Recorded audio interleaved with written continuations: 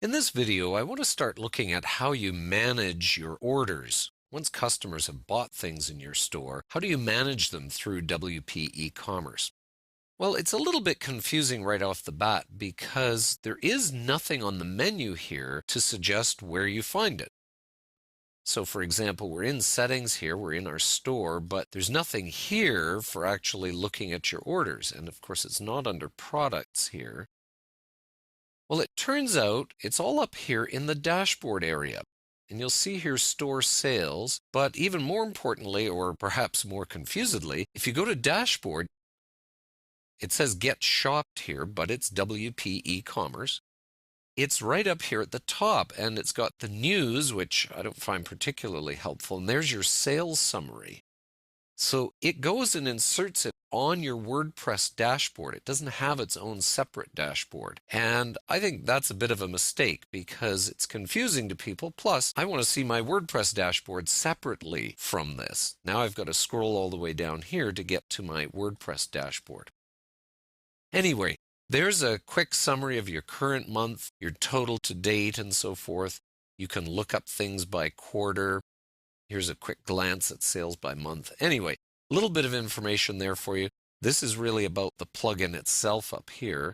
So I'm just collapsing that. You can upgrade here, but this is where we get our real detail about store sales. In fact, this is our order management right here.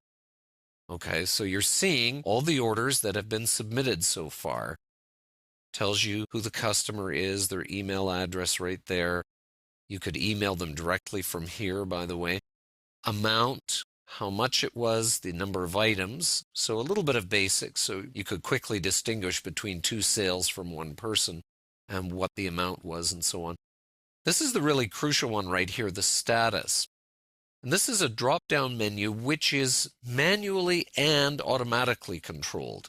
So in this case, for example, it automatically came up as order received because I did a manual purchase.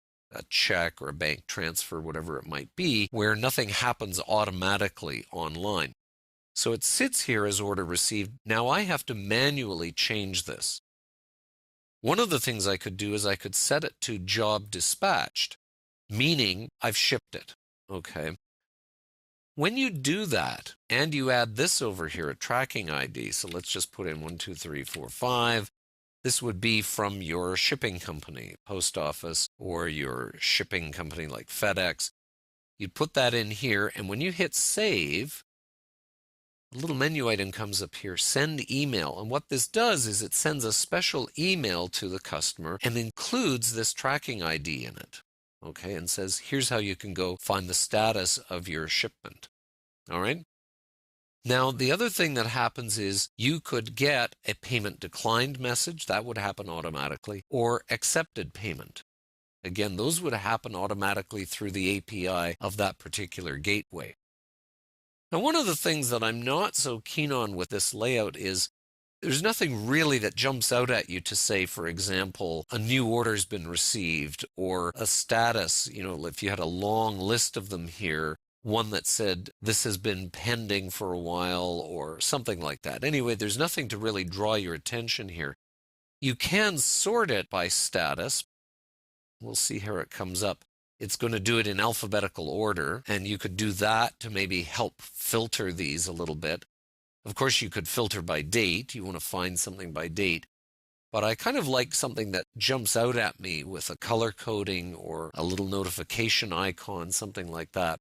Anyway, you can sort these by various elements. Let's go in and see the details here on a sales log. So here's my billing details. If there was shipping, let's find one that had shipping on it here. I think this one had shipping. Yeah, so there's your shipping address with your shipping options that were used, the payment method used, and so forth. There's the full detail of the order right there.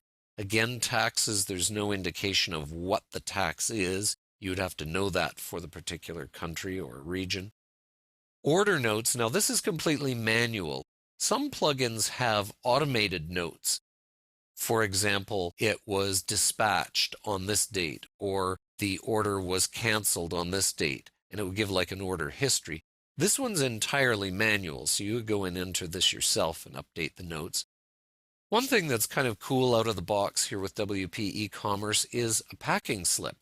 So when I click this, it opens a new window here and brings up my print right away as well. Let me cancel that so we can see this. So it's quite a nice looking packing slip. You can't control the look of it, but that's pretty basic, pretty standard. So that's handy to have. You can also resend the receipt if the buyer says, I never got it, or you've updated it, made some changes or something. You can resend it there, delete the record there. And then this takes us back to the main page for your sales log here. Now, one of the things is if you have a lot of orders, you can't choose how many to show on a page like you normally do on screen options, but that hopefully is okay because you just filter it by date, and that's maybe not so bad. But it'd be something that'd be nice to see where you don't have to go through screens and screens of them. All right, so that's a look at what reporting you get within WordPress for your WP e-commerce sales.